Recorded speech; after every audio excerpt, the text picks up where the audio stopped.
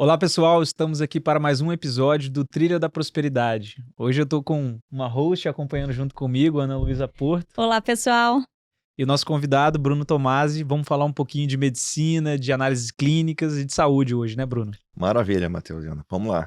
Show de bola. Obrigada por ter aceito o nosso convite. Eu falo que os bastidores, eles são maravilhosos. A gente tinha que gravar todo o bastidor, porque a gente vai falando tanta coisa interessante, agora a gente tem que replicar tudo para todo mundo ouvir, A tá? gente Vamos aprende repetir. muito aqui no Making Off. É. Bom, Grupo Tomasi, né, Bruno? A gente está falando de 62 anos de história, se eu não estiver enganado. 63. 63. 63 anos de história. Uma empresa que foi fundada pelo teu pai, é isso? Pelo meu pai. E continua trabalhando firme aos 87 anos, todo dia. Gente, que massa. É apaixonado por análise clínica. Ele é apaixonado pelo trabalho, cara. Nem pela análise clínica, apaixonado pelo trabalho. Ele falou, ele não precisa de férias, porque ele, todo dia é férias pra ele. Ele curte tanto que aquilo pra Que ele é diversão. massa. Então, Que massa. Explica o Tomás chegar onde chegou e ainda com... é. Porque se você é apaixonado pelo processo, o resultado ele vem, né? Não é uma consequência, né? E a história dele é muito bonita. A história dele é muito Conta um bonita. pouquinho. Conta um pouco pra gente Conta. como é que foi a ideia de fundar um negócio ou como evoluiu esse negócio pra chegar, né, no que é hoje. Na ótica do teu pai, depois você conta um pouco quando você entrou na empresa, garoto ainda. Bom. Então, meu pai começou... o pai dele era médico sanitarista, Tomás Tomasi, que é até o nome do Centro Universitário lá de Medicina, que Sim. é o nome do pai dele. E pela a forma como o pai conduzia, e a gente está falando no Espírito Santo, em Vitória, lá atrás, né? Você imagina que o que a gente tem hoje, lá você Seu não pai tinha tá nada. com 87, né? 87, você volta aí uns 60 anos atrás, imagina como era a medicina e como eram as coisas aqui no estado. Mas ele se 130 anos atrás, né? vamos colocar aí. Mas ele já era um apaixonado por medicina, mas ele gostava, na família nossa também, a gente tinha vários profissionais farmacêuticos. E ele resolveu então entrar na profissão farmacêutica, a profissão dele é farmacêutico-químico. Você tinha essas duas formações antigamente, e ele fez no Rio de Janeiro, né, na Universidade do Brasil, Federal do Brasil, acho que era a Universidade do Brasil o nome da universidade dele. E na época não tinha nada, não tinha dinheiro, não tinha nada, né? Foi na cara e na coragem. O passeio dele de final de semana, como ele não tinha dinheiro, era pegar um bondinho lá do campus, que ele morava lá no campus, pegava o bondinho, ia até Copacabana. Quando ele tinha dinheiro, ele saltava, tomava um chopp e voltava Esse era o lazer. pro negócio. Esse era o lazer, ele não tinha nada. E o bom dele, como ele não tinha nada, ele sempre se dedicou ao estudo e ao trabalho, né? Então ele se dedicava aos estágios. Já no primeiro ano de faculdade, ele já estava estagiando, né? E esses estágios foi onde ele ganhou o conhecimento e aprendeu e fez relacionamento com os fornecedores de material de laboratório, de equipamento, né? E quando ele voltou, acabou a faculdade, ele foi muito bem formado, voltou com esse sonho de montar o laboratório, né? Entrou em contato com os fornecedores que já botavam os equipamentos lá Nos outros que ele estagiavam. E tinha lá na faculdade, na universidade dele também alguma coisinha. Não tinha muita coisa, porque era tudo manual, muito manual. Sim. Mas eles conseguiam trazer, o pessoal deu uma pequena investida nele, falou, não, eu vou botar isso lá pra você começar a tua vida. Tinha o quê? 20 e poucos anos? Ele tinha 20 e poucos anos. E assim ele começou, né? Passou os primeiros 30 dias aqui sem fazer nada, nenhum exame. Abriu o laboratório e não tinha Meu cliente. Deus. Aí ele, como é que eu vou fazer para botar cliente para dentro, né? E tinham 2 laboratórios na época que faziam exames aqui, faziam pouca coisa, né? Glicose, um colesterol, exames bem simples mesmo, que era o que tinha na época A pra tecnologia fazer. permitia, no mercado aqui. O mercado aqui e tudo mais. E ele começou a visitar os médicos e apresentando e tentando, né, botar o pai dele para ajudar, Como médico, um médico né? também, apresentar pessoas e tudo mais. Mas lá no final do primeiro mês, um médico mandou um paciente para fazer um exame de fezes. E ele não tinha nada para fazer, porque estava tentando pegar um paciente, ele fez o dia inteiro analisando aquele exame de fezes. Fez uma, fez duas, De fez 0 a 10, 100, fez tudo. várias vezes aquele exame, até que ele encontrou um parasito. E aí botou isso no papel, ele não sabia datilografar, né? Hoje é digitar. Hoje a gente continua sem saber porque é digitar. Digitar. Não tinha corretor, não tinha nada, né? Então ele chamou uma tia minha, que era boa nesse negócio, fez o primeiro laudo dele. Pegou esse laudo, levou no médico e apresentou. Olha, teu paciente tem isso, isso, isso. O médico tratou e deu certo. Era um paciente que estava sem diagnóstico há muito tempo. Que maravilhoso. E aí E era deu uma certo. infecção. E era uma infecção por esse verme, né? Aham. E aí ele tratou, funcionou. Dali pra frente esse médico começou a Indicar pra indicar ele. pra ele, indicar pra ele, indicar pra ele. E outras pessoas, ele começou a falar pra outros e outros começaram a indicar. Que maravilha. E aí começou. No boca a boca, então, No né? boca a boca. Ah, Que fantástico. antigamente, Vitória, né? vai- Mas Vitória ainda é assim, existe eu, você e alguém que conhece, que a gente conhece. Então vai muito no boca a boca, ainda imagina naquela época. Porque demora pra você construir uma marca, né? E É. que hoje, Demora, obviamente, praticamente demora. todo médico do mercado local Conhece. conhece o Grupo É. Tomasi, É. né? Conhece a história. Mas 20, 30, 40 anos atrás, a história era diferente. Mas você sabe que isso realmente começou lá atrás. Quando ele começou a conhecer as pessoas e fazer o relacionamento, tinha muita gente vindo também, que era daqui, que foi estudar fora, e vindo pra cá. Uhum.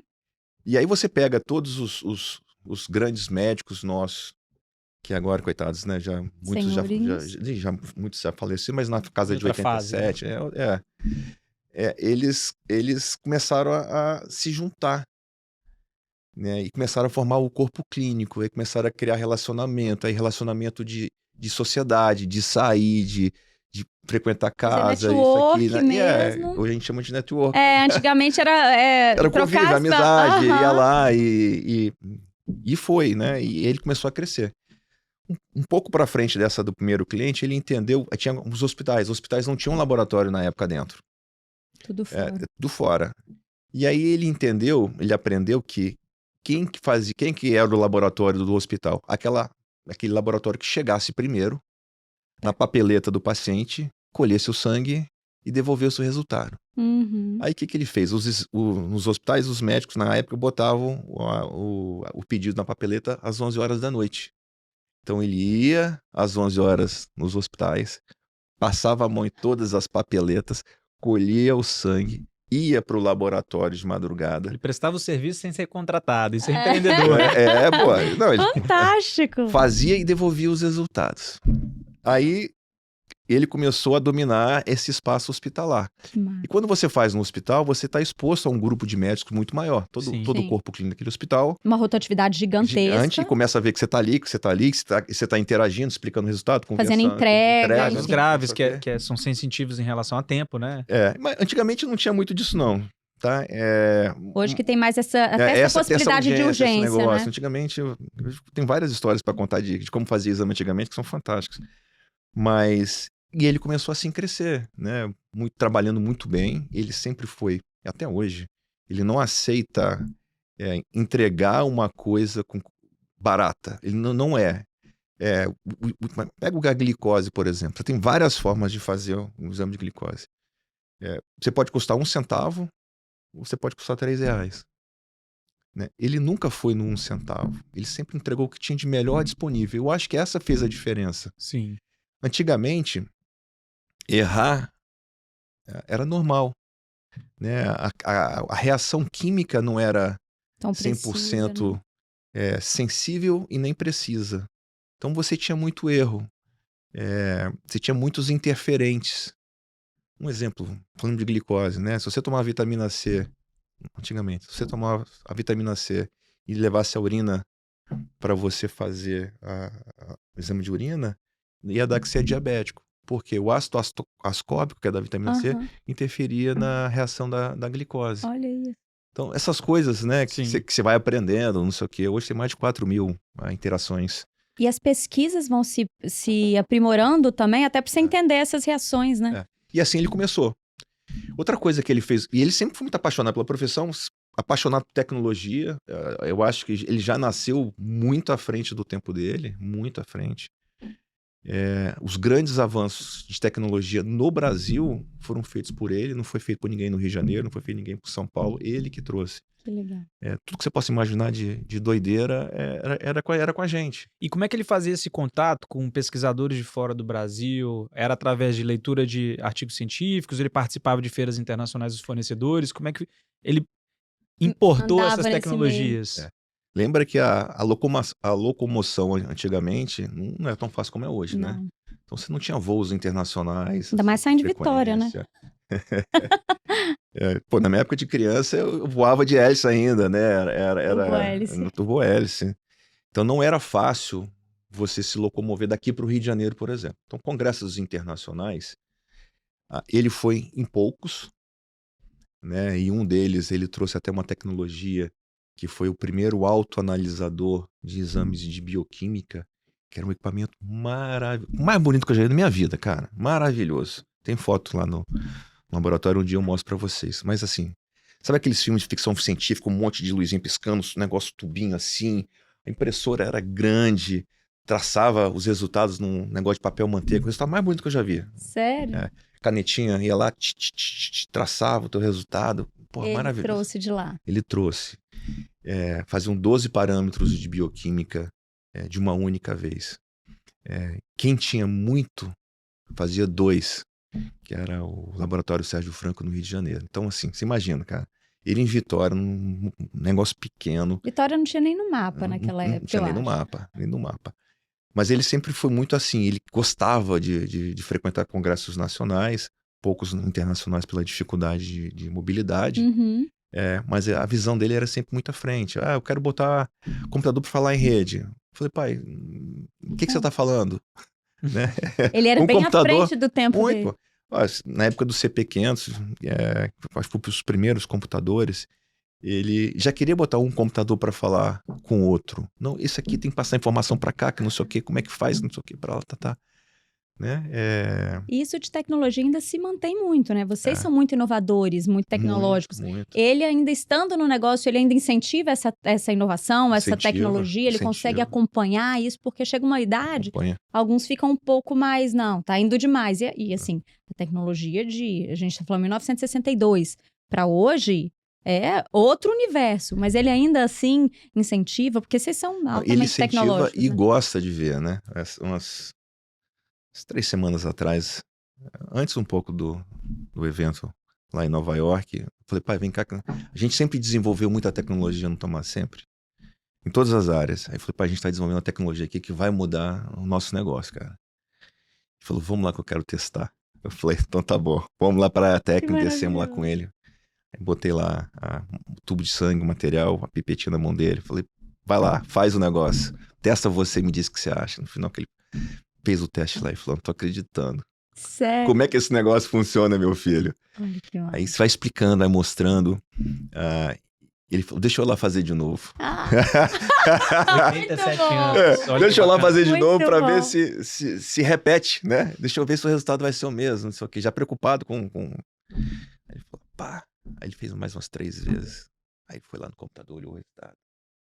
Isso aqui É de outro mundo. é de outro mundo. E acho que você crescendo, né? Você e seus irmãos, né? Crescendo, vendo o seu pai ali no dia a dia, vendo nesse desenvolvimento. Desde sempre vocês entraram no negócio, assim, desde novo, você, sua irmã, seu irmão, vocês entraram de cabeça no negócio para de fato dar continuidade nesse Então, legado da família? como ele trabalhava muito, a presença de pai era pouca. Uhum. Né? E os momentos que a gente tinha com ele eram momentos no laboratório. Então, domingo, sábado, e a gente ia pro laboratório do Hospital Santa Rita, que tinha um biotério. Então tinha uns ratinhos, tinha um sapinho, tinha que cuidar da comida, tratar isso aqui pra lá. E aí, eu fazia esse negócio. Então, eu ia desde criança. Já era um cientista, mini cientista. Os sonhos de um monte de criança, né? Começando a brincar com os animais lá no nosso biotério, brincando. Mas aquilo foi despertando. E aí começaram a chegar os equipamentos, com mais luzinha. E luzinha, né? Você sabe que toda criança adora ver piscar. Aí você vai lá entender que luzinha que tá piscando, como é que é isso. E aí, quem consertava os equipamentos, porque técnico, isso é outra coisa que ele é fantástico.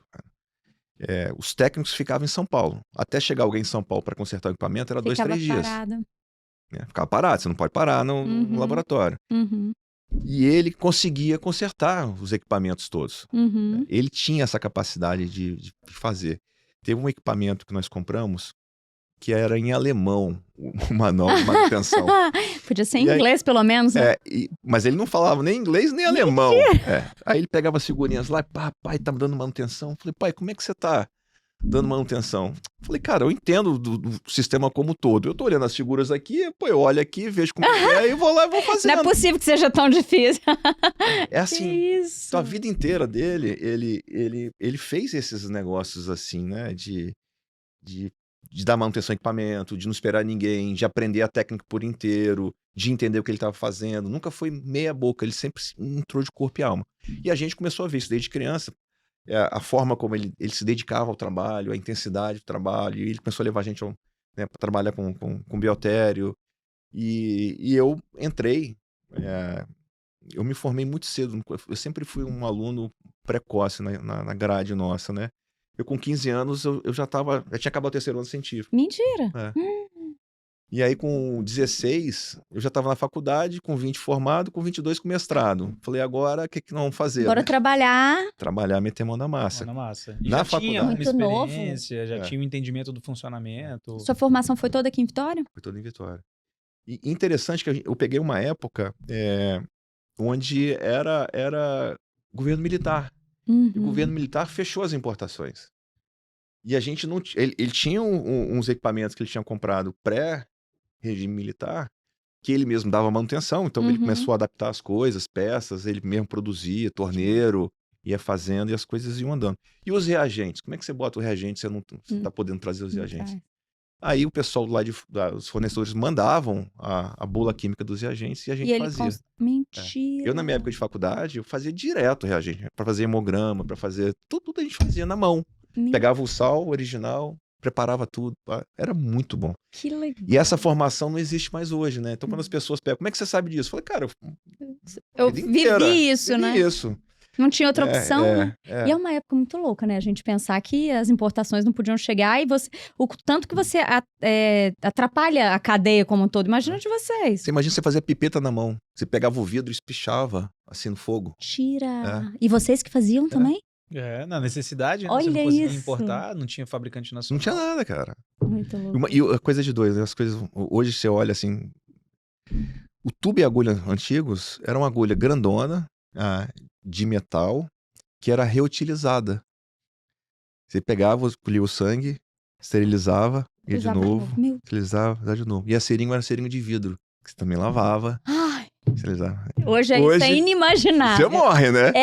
Só de pensar, olha, eu arrepio. Porque minha filha toma injeção. Que haja equipamento nela que consegue esterilizar, mas assim... mesmo assim... Não tem necessidade, né? Não, eu fico com medo. Apesar de que algumas profissões utilizam, né? Equipamentos. Tem. Odontologia, né? Pra cirurgia, você tem coisas que você utiliza. Mas na nossa área, você reutilizar um tubo, a agulha acho que não consegue mais, mas o tubo acho que fica mais caro do que... É mais caro do que você comprar o raio do tubo. Exatamente. E aí nessa história de crescimento dele, de evolução, ele pegou uma fase muito boa. Porque eu brinco com ele, você foi do caco de vidro, né, a uma automação fantástica. Ele viu tudo essa transformação acontecer.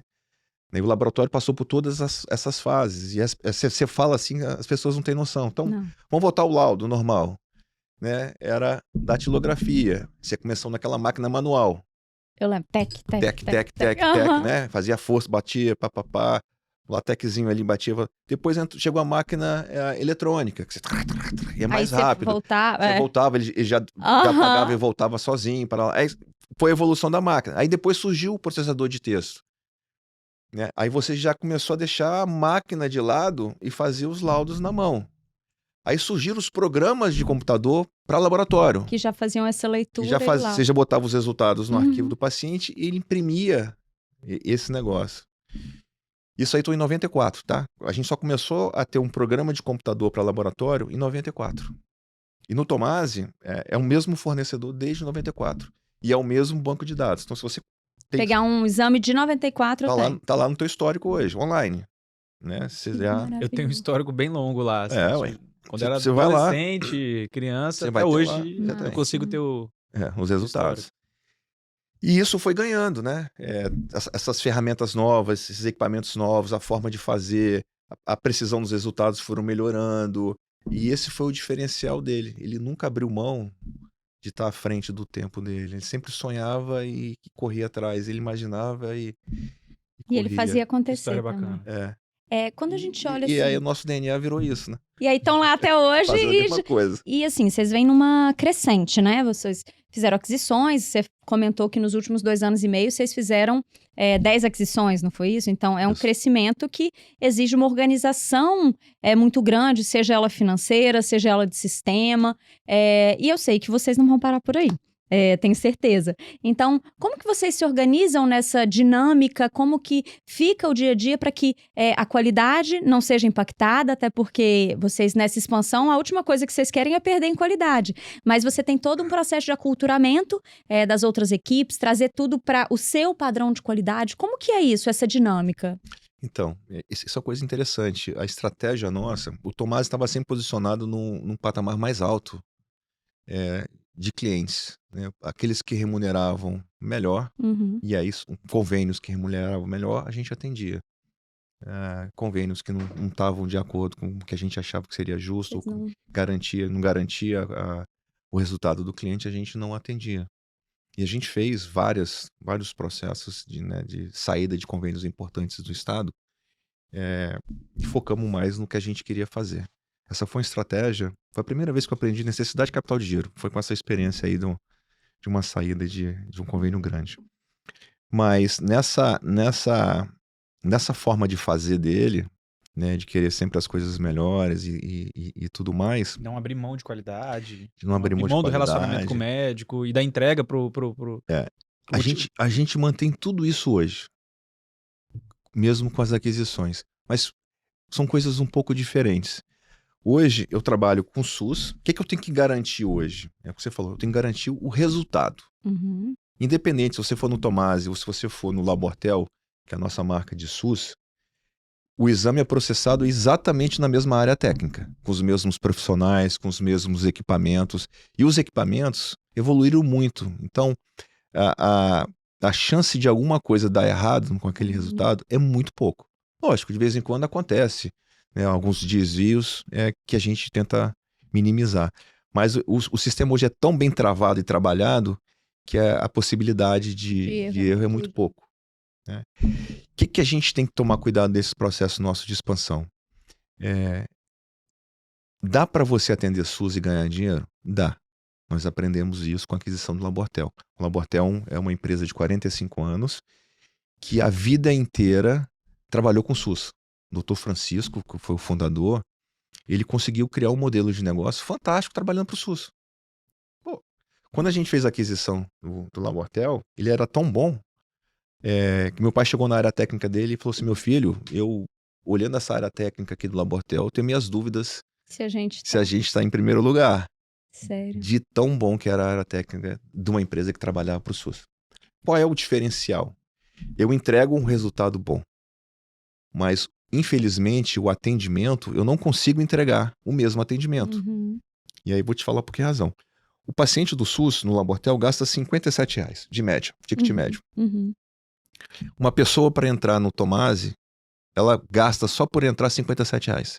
Então, o meu custo de atendimento de um paciente na unidade de Tomasi custa R$57 de média. O ticket médio, a receita do Labortel é 57. Se eu botasse o modelo de negócio do Tomasi não sustentava. No Labortel, você quebrava um negócio de 45 anos que funciona muito bem. Entendi. O Labortel é uma joia pra gente, uma joia de aprendizado, de como trabalhar barato e tudo mais. E a gente vem mantendo isso. Então, qual é a nossa estratégia nessas 10 empresas que nós compramos? Cada um tem um segmento de mercado de atuação. Um nicho específico. E ou uma região, talvez, né? Ou uma região, ou nicho, né? Um convênio específico. Hoje a gente trabalha do SUS ao Tomasi. E no meio do caminho a gente veio populando essas marcas. Né? Você falou do São Marcos, o laboratório lá de Minas Gerais, mas o nosso São Marcos de Vila Velha, Dr. Hortêncio, montou um senhor laboratório também de 40 e poucos anos, tradicionalíssimo lá em Vila Velha. E ele prestava o serviço. O que a gente está mantendo hoje? Eu preciso prestar o serviço que eles prestavam. Não é o Tomasi, não é a forma do Tomasi de fazer. É a forma do Dr. Hortêncio, é a forma do Dr. Francisco. Conhece o público de Vila Velha. A forma então você preserva aquela cultura do local. Exatamente aquela cultura. Pô, tem o Tomasi em Vila Velha, a vida inteira teve. Mas o Hortêncio tinha um mercado dele bom. Né? Pô, por que as pessoas optam para ir no São Marcos e não optavam por Tomasi? Tem as Então tem os seus motivos, né? Lógico. E a gente não pode perder essa essência. Então, o nosso maior cuidado hoje nesse processo de expansão é não perder as essências do fundador. Maravilhoso. E manter o negócio. O resto, o back-office é integrado, a área técnica é entregada. Mas a ponta, a frente é a mesma. Que maravilhoso. E esse é um grande desafio. É mesmo? Né? E até para as pessoas que estão trabalhando na ponta entenderem essas diferenças. E as diferenças vão desde o salário, que é onde todo mundo olha, né? Porque se eu remunerar um profissional do SUS com o mesmo salário que eu remunero um profissional aqui, não vai dar, não vai fechar essa conta. Mas a gente criou uma oportunidade de crescimento profissional entre as marcas. Então você começa no SUS e você pode ir subindo, você vai treinando, vai melhorando e vai chegando. É onde também, de certa forma, quando você olha para um grupo maior e que tem atuação regional e marcas, né, que fazem parte hoje do grupo como um todo, mas olhando para a pessoa que está lá na ponta, né, é uma oportunidade agora dela tá lá, às vezes, no atendimento, mas se ela quer se qualificar, fazer uma faculdade de farmácia e daqui a pouco migrar para análise técnica, você tem uma série de carreiras diferentes agora dentro do grupo para quem está lá dentro. Né? E cada vez mais. Quer ir para ambiente hospitalar, vocês têm as centrais de atendimento nos hospitais. E você tem espaço na área técnica, e a área técnica cada vez mais especializada, né? E você tem espaço na área administrativa, que é onde a gente tem o maior desafio nosso hoje. Então, implementar um sistema de RH muito bom, porque a gente, né, com essa integração toda, a gente precisa de um RH que olhe para as pessoas e para os processos. Recrutamento constante, e cuide essa diferenciação entre marcas e consiga fazer as coisas acontecerem. A gente precisa de um financeiro muito forte, né? Não é um financeiro... Então, assim, o tamanho do negócio ficou muito maior, a complexidade ficou muito maior. E a gente tem oportunidade em todas as áreas. E a gente está procurando muito forte em todas as áreas. Financeiro, comercial, marketing, TI. E é um desafio muito grande a contratação aqui no Espírito Santo, né? Não é só aqui não. É geral. A gente porque está no nosso Rio de Janeiro também a gente está apanhando bastante. Sério? Não tem mão de obra como a gente gostaria, né? Em volume e em qualidade, muitas vezes, né? É algo que é um gargalo muito grande, né? É um gargalo grande. Dentro dessa ótica de expansão, vocês tomaram uma decisão que ela é, de certa forma, disruptiva no porte dela. Vocês montaram o que eu imagino que é provavelmente o maior centro de análise clínica do estado, né? Em Jardim Camburi, certo? Como é que foi a decisão desse investimento e que tipo de escala que vocês ganham fazendo um centro que é grande, né? São mais de 3 mil metros quadrados, dentro de um bairro nobre, dentro de uma capital. Né? Qual que é a importância disso para atender a dinâmica de vocês e o que isso dá de escala daqui em diante para o Grupo Tomasi? Então, essa planta que a gente está hoje foi um achado. Foi muita coincidência. Contando a história rápida, a gente estava comprando uma outra área, um pouco mais para cima, na Norte-Sul, praticamente fechado, né? Só faltava fazer o pagamento dessa área. E no dia que a gente ia fazer essa compra, né, efetivar essa compra, eu recebi um telefonema de um corretor que falava, tem uma área que é para você. Eu falei, não, cara, tá tudo certo, já estamos fechados, não sei o que, papapá. Aí ele, desligamos, tudo bem, tá. Aí, 5 minutos depois ele me ligou, não, você tem que saber onde é que é esse negócio. Eu falei, tá bom, onde é que é? É a planta da Grafitosa. Eu falei, não tô acreditando que é a planta da Grafitosa. Norte e Sul, muito bem localizado. E, cara, você não vai acreditar. Na inauguração da Grafitosa, eu estive lá com meu pai. E a gente ficou na sacada, no segundo andar ali, olhando para os equipamentos. Né? E a gente conversou. Isso aqui daria um excelente laboratório. Olha isso. Olha como é que Mas são o pensamento atrai, né, gente? As coincidências do negócio. Sim. Cara, aí falei, não. O momento que para eles era sair daquele ponto e para vocês era chegar lá, né? Chegar lá. E aí, cara, quando ele falou isso, eu falei, não tô acreditando. Aí é aquele, e agora? Não, eu falei, agora eu vou ter que conversar, vamos conversar, né? E aí sentamos lá, conversei com o meu pai, falei, pai, ele falou, vai lá e compra, cara, porque não é possível um negócio desse. Tá feito pra gente. É uma planta de laboratório maravilhosa. E essa planta nossa é considerada uma das 10 maiores do país. Olha. E ela já está pronta para crescer mais, né? Quando fizemos o processo de reforma do prédio, onde eram as máquinas da Grafitosa, nós recortamos o concreto, já instalamos a parte de tubulação, Então o laboratório precisa de água ultra pura, já está toda alocada lá embaixo. A esgoto, água disso, a energia. Foi quanto tempo de obra, mais ou menos, ali? Foi 6 meses. Isso a gente errou. Eu errei. Que na minha santa ingenuidade, era só tirar a máquina da gráfica botar e botar. Não, mas 6 meses foi uma obra razoavelmente rápida, tá? Foi. Na laboratório tem 2 problemas. Estabilidade do solo e energia. E a Grafitusa tinha tudo. Energia de uma melhor qualidade. O solo, a estrutura que eles fizeram para aguentar as máquinas dele foi fantástica, cara. Eu falei, pô, tira isso aqui, passa uma tinta por cima e vamos embora. Que nada. Que maravilha. Doce ilusão. Aí ele inventou, não, vamos cortar esse trem aqui, vamos abrir para botar, preparar. Levamos 1 mês só para tentar. E teve que entrar com trator e devia estar bem compactado, mas que bom. Qual a capacidade de processamento, assim, se você for chutar, de amostras num período de 12 meses que lá essa... Eu acho que hoje a gente está fazendo mais ou menos 1.200.000 exames por mês. Nossa.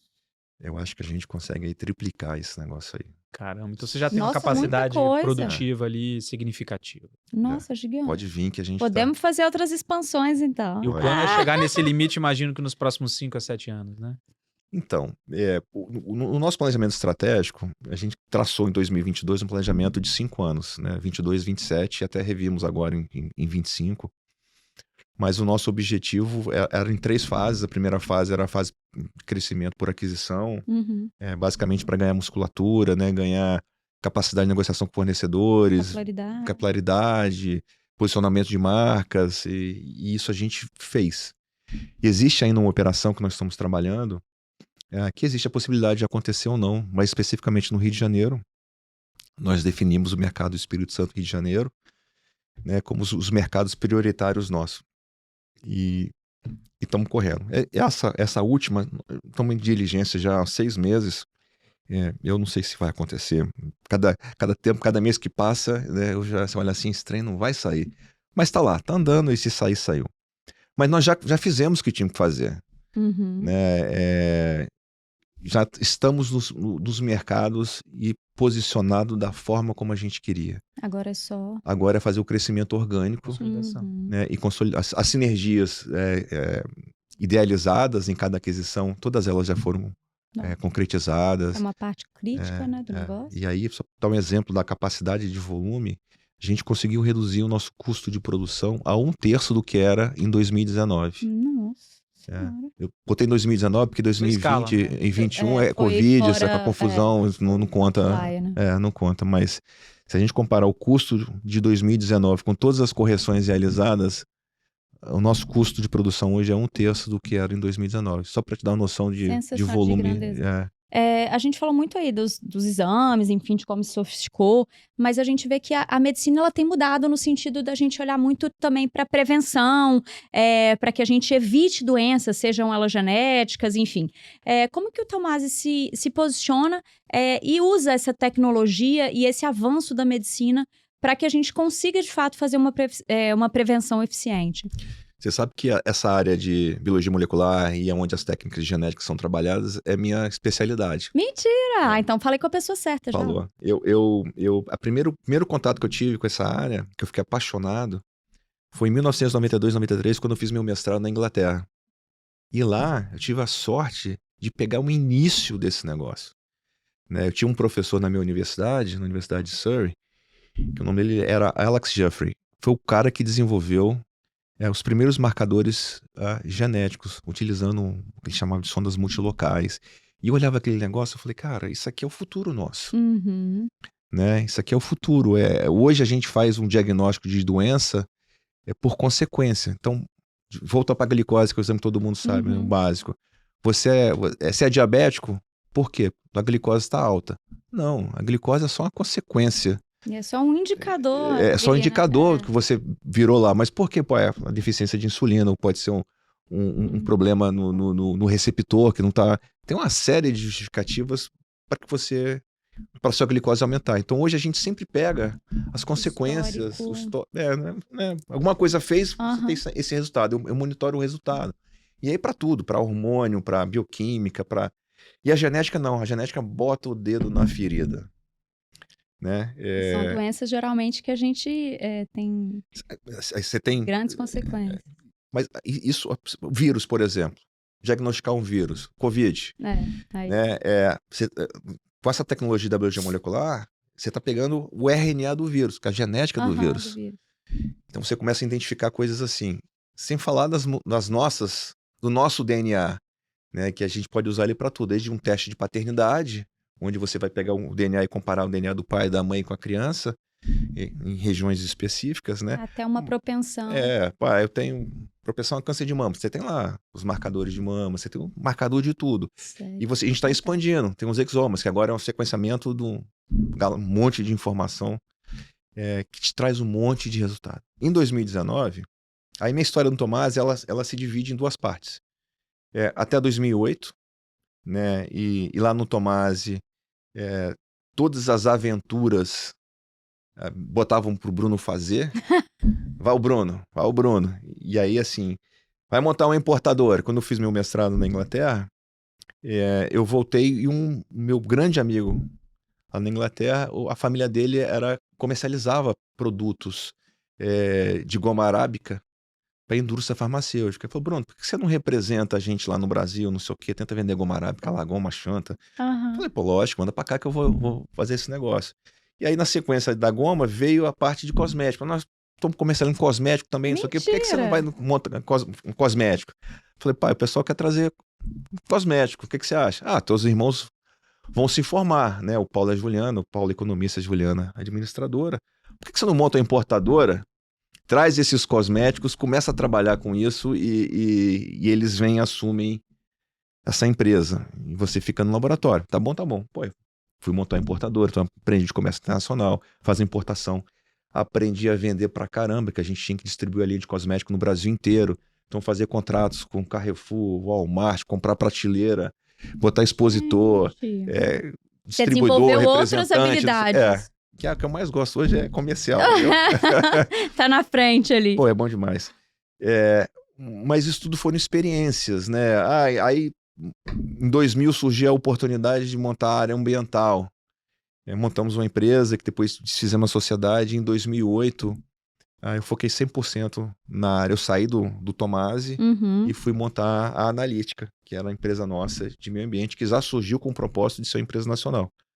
Hoje, ela é uma empresa nacional, tem a base principal dela aqui, mas a gente tem laboratório em Brasília, tem laboratório no Norte, tem um monte de canto, né? E no meio do caminho vieram outras oportunidades. As células-tronco, estava fazendo uma pesquisa na genética. Eu acho a genética e eu estava fazendo marcadores para leucemia infantil. E eu vi aquele monte de negócio, pô, tratamento é transplante, não sei o quê. Eu falei, como é que minha filha vai nascer e vai que eu dou um azar de ela ter um trem desse e eu vou ficar doido, eu vou morrer junto com ela e não sei o quê, papapá. Eu comecei a pesquisar e tinha um pesquisador no Rio de Janeiro, chamado Radovan, lá no FRJ, que ele era um francês que estava desenvolvendo pesquisas com célula-tronco. Começando, cara. Aí eu vi aquele negócio, pô, você pode guardar as células-tronco do sangue de cordão umbilical para depois botar lá em caso disso, daquilo. Na época você podia fazer o que você quisesse com essas células, né? No trabalho, na ciência. Aí consegui o contato do Radovan, liguei para ele, falei, cara, assim eu expliquei para ele, falou, Bruno, eu mando o kit para você coletar. Se você conseguir coletar o sangue do cordão, você manda de volta que eu guardo para você aqui. Tudo bem? Tudo bem. Aí veio, cara. Aí o Dr. Saulo Duval, que foi o obstetra, que me colocou no mundo, colocou lá em casa todo mundo. Mentira, sério, geração para geração. Todo mundo. E até o Arthur, que foi o último, ele que colocou. E aí o Dr. Saulo tá lá, expliquei para ele, papapá. Falei, eu vou ser pai. Aí fui lá segurando a mão da Cristiane. Tá um negócio, daqui a pouco ele falou, meu filho, sangue aqui tá coagulando. Eu falei, posso entrar aí no campo cirúrgico? Ele falou, pode. Fui lá, calcei o par de luva, peguei o cordão, kit, e fui lá eu coletar, papapá, anestesista segurando a mão de Cristiane. Fiquei lá na cirurgia, pegando sangue para lá, papá. Acabou tudo. Vi a Bruna nascer, levei a Bruna lá na porta, entreguei lá pra enfermeira. Fez o papel de pai e de pesquisador. Aí depois de tudo eu falei, uai, cadê a Cristiane? Ela tava lá.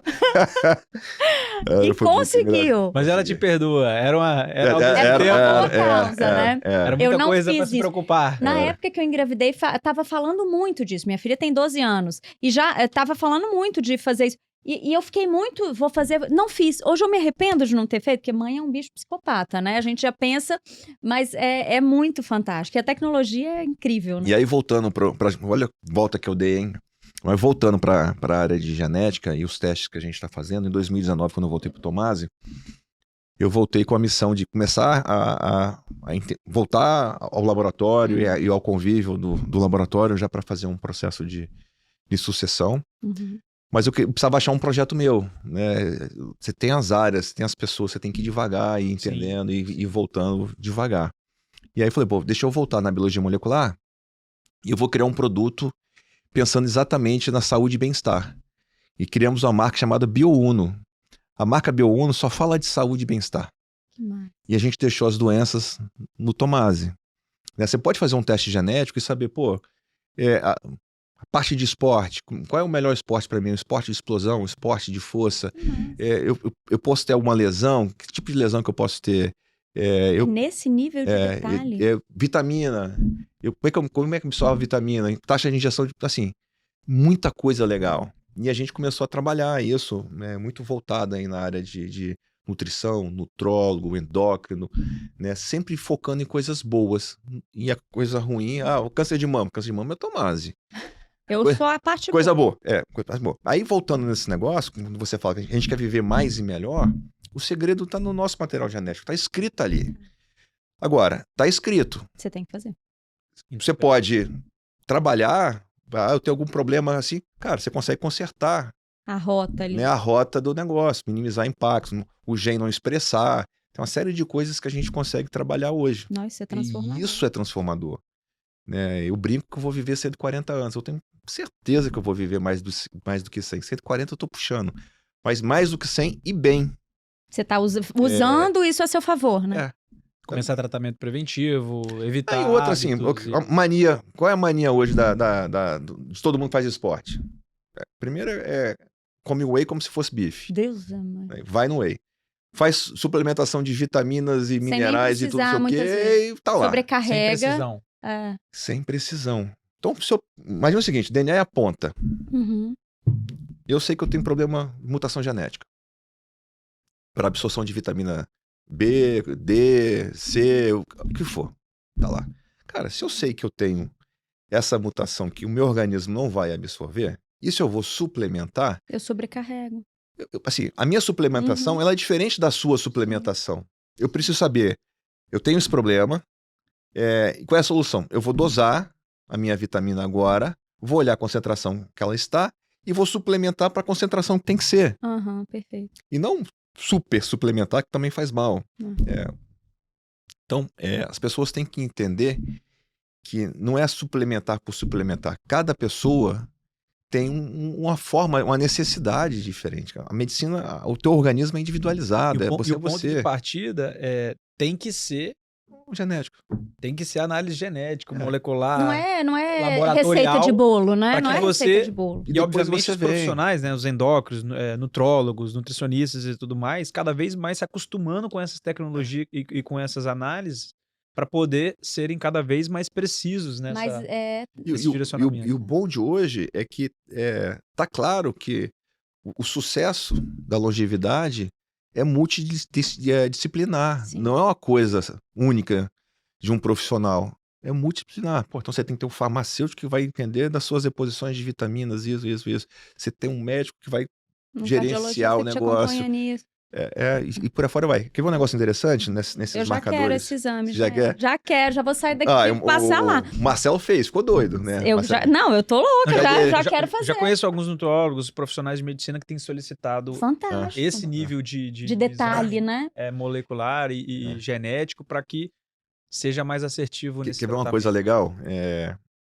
Eu tenho uma mutação numa enzima que controla a pressão arterial. Uhum. Meus tempos novinhos, esportista mesmo. Eu fui bom em vários esportes.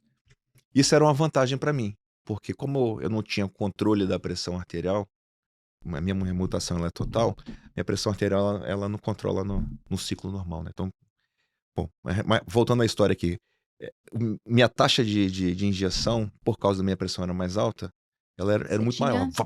Vapo, e isso me ajudava no desempenho. Na energia e no desempenho. Né, dos explosão esportes mesmo, né? que eu praticava, natação, essas coisas todas, estava sempre, né, indo mais rápido por esse negócio. Todos os grandes atletas possuem essa mutação.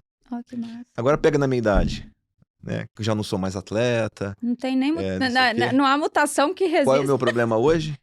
Pressão arterial. Uhum.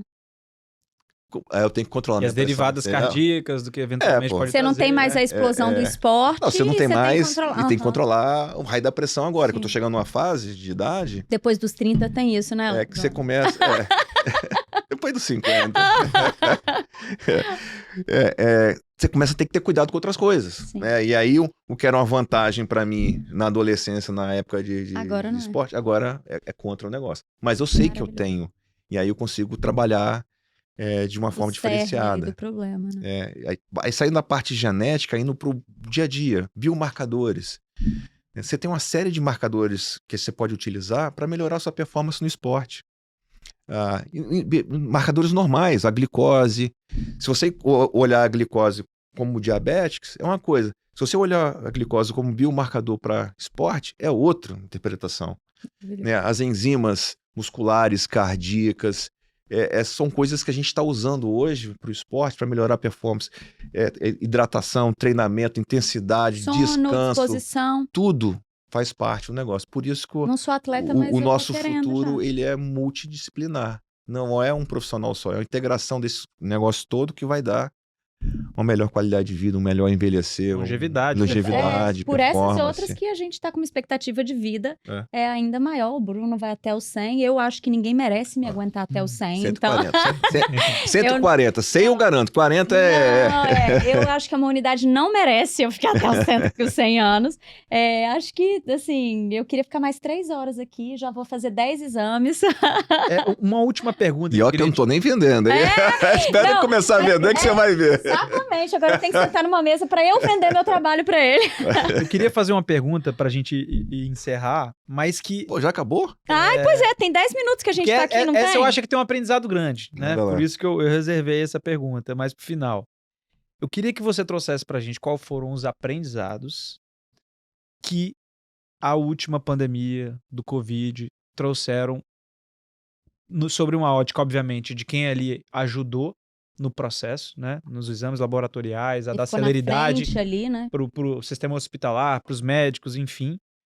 Mas e também para nós enquanto sociedade civil, né? A forma como a gente se organizou, como a gente atacou o problema onde a gente poderia, fora do mundo médico, do mundo da saúde, né? Assim, qual foi a experiência para vocês, o quão preparado vocês estavam, o que vocês tiraram de aprendizado de uma pandemia mundial, mas que para nós aqui impactou a nível local, né? Nossa cidade, nosso estado, a nossa interação aqui. Cara, a pandemia foi surreal, né? Ninguém estava preparado. Quando a gente começou a discutir quantos exames de Covid que a gente ia fazer, e aí levando como referência a teste de paternidade, que era o exame que a gente mais fazia na época, falei assim, vamos fazer uns 100. Nossa, 100 por exames. hora. Por hora. Vamos fazer uns 100. Até agora, você já sabe quantos foram para vocês? Você consegue ter uma... Eu tenho lá o número lá final, mas eu não lembro de cabeça para falar certinho para vocês. E nem sabe como é que fez esse tanto também, né? Não, continua fazendo. Continua fazendo. Continua fazendo. Hoje, E faz um volume razoável. E hoje faz, além do Covid, você faz os outros, né? Que a gente aprendeu a diferenciar. Influenza A, B, sincicial. Então, e tudo virou por biologia molecular. Mas o Covid foi um ponto de virada para o Tomasi. Essa tecnologia do Covid, nós já tínhamos desde 95. Né? Quando eu voltei do meu mestrado, eu já fazia PCR. Eu já fazia essas coisas. Quando veio o Covid, o conhecimento já estava lá, assim, né? De anos, de décadas de experiência. Então não era novidade para a gente, diferente dos outros laboratórios, né? A parte técnica era dominado.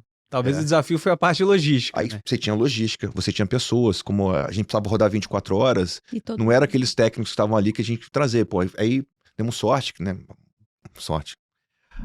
Parou todo mundo e os doutorandos da UFES, não sei o que estavam trabalhando com biologia molecular, nós podemos trazer. Vem pra cá, vamos trabalhar. Tá. E, 24 horas rodando, todo mundo lá trabalhando e desenvolvendo, e pessoas extremamente capazes, né? Não tinha ninguém ali com menos de mestrado nem nada, e vamos embora e vamos desenvolver e vamos fazer. E vamos criar a nossa tecnologia. Até o mercado, as indústrias prepararem os reagentes para fazer os testes do Covid, a gente que desenhava os marcadores genéticos, os primers, localidades, comprava, fazia. Então isso foi o começo do Covid. A logística, nós aprendemos muito, porque nós saímos do Espírito Santo, Rio de Janeiro, fomos até São Paulo. Ninguém fez o que a gente fez no país. As cartas de agradecimento que a gente tem das grandes empresas, Petrobras, bicho, que vocês faziam nas empresas, em company também. O maior mercado nosso foi o mercado business to business, né? Foi em company. A gente subia nas plataformas de petróleo. Para testar. Fazia PCR dentro de plataforma. Você me contou uma história muito boa no aeroporto. Fazia PCR em plataforma, PCR em quarto de hotel, cara. Você me contou dessa.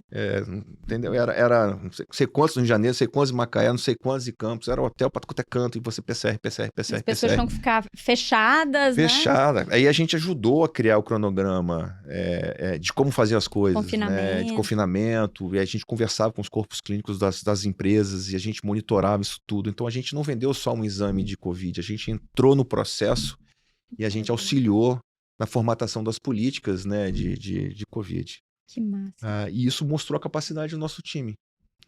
E quando começou a descer a ladeira, foi aí que surgiu o planejamento nosso, né? A gente não quer voltar a 2019, sempre que era 2019.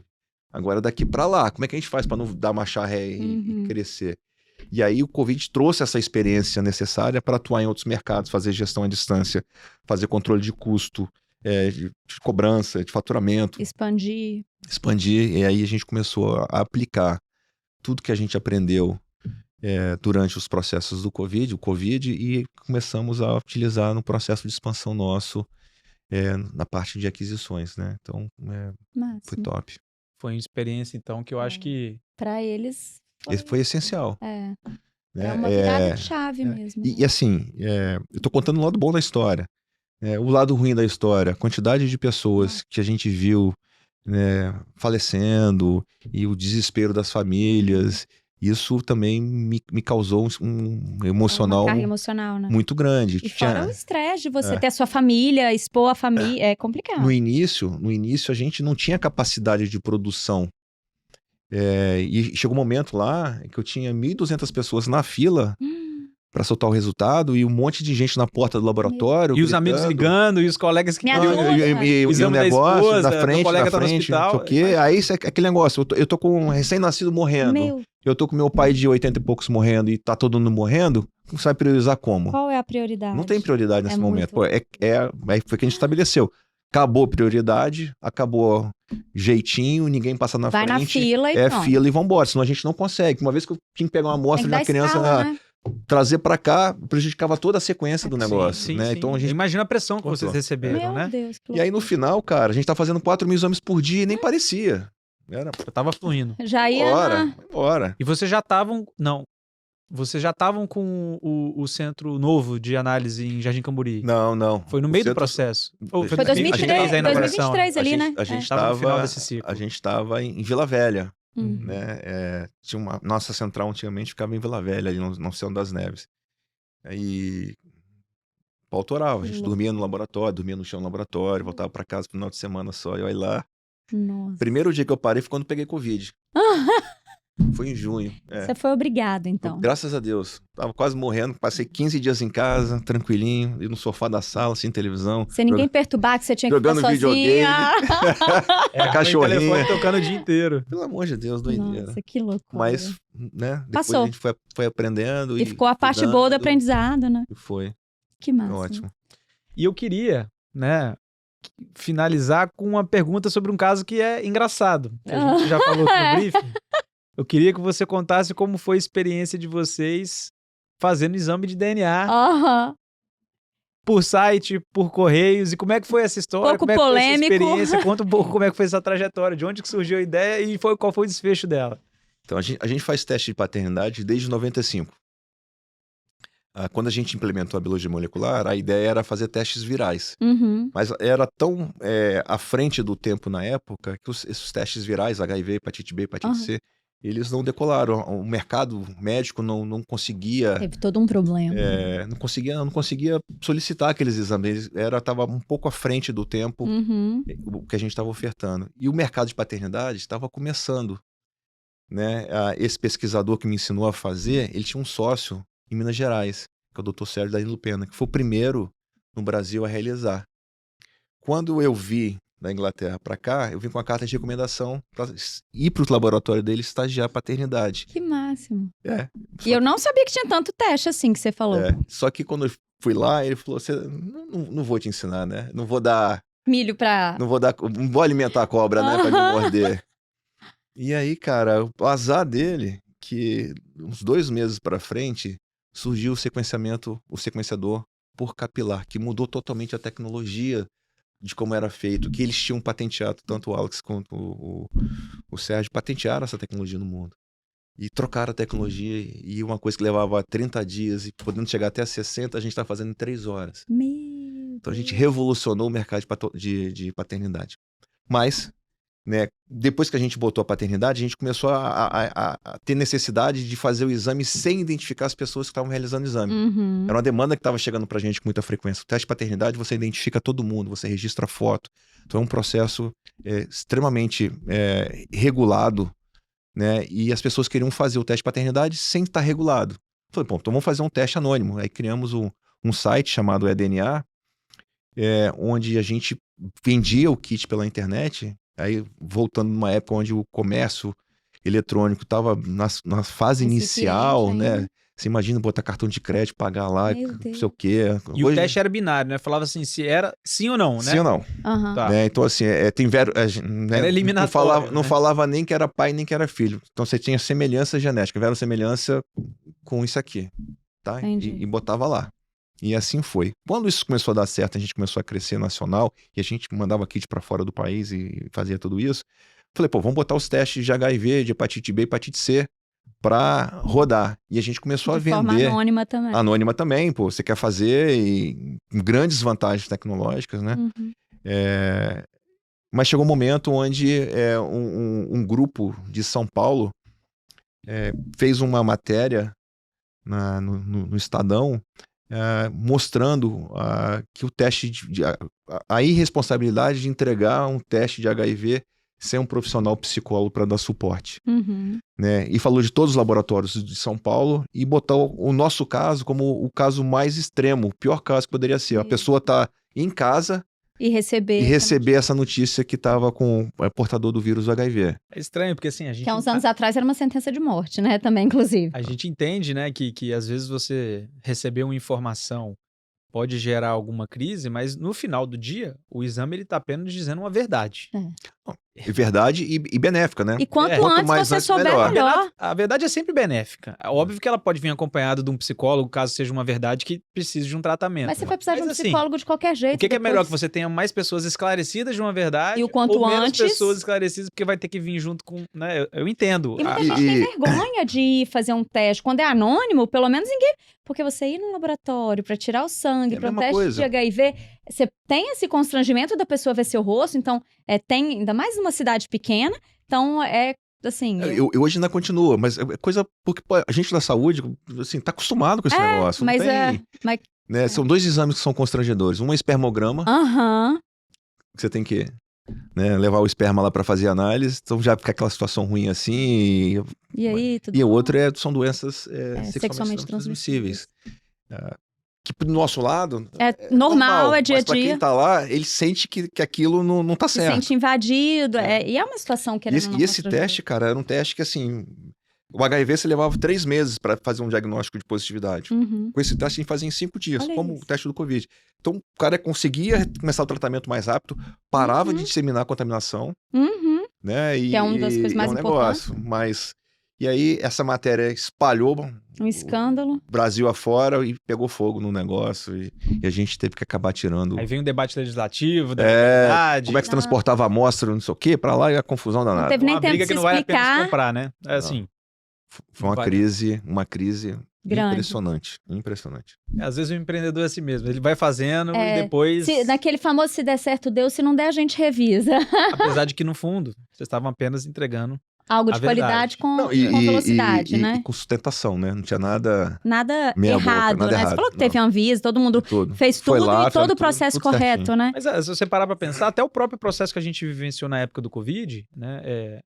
Não tinha protocolos muito adequados, regra muito correta, você tinha que fazer, né? Óbvio que depois se ajusta, todo mundo se alinha, parte técnica, legislativa, né? Ministério da Saúde, Anvisa e tal, e se passa, né, novamente as portarias ali e se ajusta o processo. Eu acho que eu não te respondi a pergunta, que eu meti outras coisas da história do Covid, mas o que a gente aprendeu com o Covid, além da parte empresarial, né? O Covid, ele tomou a proporção de loucura muito por questão política, né? E a política foi polarizada no mundo inteiro. Sim. Né? E as pessoas, em vez de parar para pensar na parte científica e entender o problema racional, ficou essas loucuras que nós vimos aí. Então, a primeira coisa que a gente tem que aprender é que na próxima situação, que todo mundo fala que vai acontecer, eu imagino que, né, mutações virais a gente vai pegar cada vez mais frequente, a gente tem que ter políticos preparados para tomar conta da situação, porque eles são os responsáveis de manter a ordem, ordem, né, da população. E outra, descentralizar os produtos. Né? Todo mundo dependia da China, para tudo. Era luva, era máscara, era agulha, era reagente, equipamento. Cara, não dá para ser mais desse jeito. Se a gente fica muito refém, né? E até porque, imagine se acontece um problema sério pro lado de lá, e você fica sem suprimento. Sem nada. Não é só Covid, né? Dá uma guerra mais forte pro lado de lá e você fica sem nada do lado de cá. Então a gente precisa descentralizar em continentes, achar uma forma de pensar, né, a parte de supply chain para que a gente não fique refém de um canto do mundo. Do mundo específico. Independente de onde seja específico do negócio. Eu acho que esses são os grandes aprendizados. Político e... Muito bom. Logística. Bruno, queria te agradecer como participante hoje, mas também te agradecer duplamente através, né, do Grupo Tomasi por apoiar o projeto do BRM Podcasts. Sim, que é um dos nossos patrocinadores. Apex, Grupo Tomasi são um dos apoiadores. Quem mais? Mendonça Machado e a Loja Friends, que ambienta aqui o nosso estúdio. São as empresas que estão aí apoiando esse nosso projeto, ajudando a gente a criar conteúdo, né, gerar informação relevante para o nosso público-alvo. E qualificado, e mostrar as potencialidades do nosso estado, dos nossos empresários. Eu falo que ouvir histórias como essas faz acreditar que a gente tem um ambiente extremamente propício para os negócios. Basta ter a paixão que seu pai tinha, trabalhar intensamente como ele trabalhou e vocês trabalham até hoje, dormindo no laboratório em época de Covid. E não tem, acho que a nossa bandeira já fala muito. Trabalhe e confia, e o nosso estado tem muito orgulho de ter uma empresa como a de vocês. Obrigada, tá? Obrigado. Eu também confio muito no nosso estado. Eu acho que é o melhor estado da federação. Nós somos muito bons. O pessoal tem que parar de duvidar da nossa potencialidade. Sim. A gente acredita nisso também. Trouxe uma lembrança para você, depois você prova em casa e me dá um feedback, mas é um café diretamente do Pico da Bandeira, de Pedra Menina, das regiões mais bonitas do Caparaó Capixaba. Eu adoro café, cara. As pessoas não sabem, mas o Pico da Bandeira fica no Espírito Santo, né? O pico acessível mais alto do Brasil, né? Assim, de mais fácil de acessibilidade, a gente sabe que é a terceira maior montanha. Esse café é de um produtor local, que inclusive é um dos principais guias, né? Da região? Que levam a gente até o Pico da Bandeira, é o Ivan. Legal! Então, trouxe diretamente lá do Pico da Bandeira para você. E é isso, muito obrigado, Bruno. Cara, eu agradeço a oportunidade de estar aqui com vocês. Eu acho que o tempo passou rápido, eu nem senti, né? Que então bom. Foi bom o negócio. Maravilha. Foi bom compartilhar. Vamos em frente, Bruno. Obrigada. E até a próxima. Depois eu quero no meu podcast, tá? Até. Muito obrigado a todos e até o próximo Trilha da Prosperidade. Tchau, tchau. Obrigada.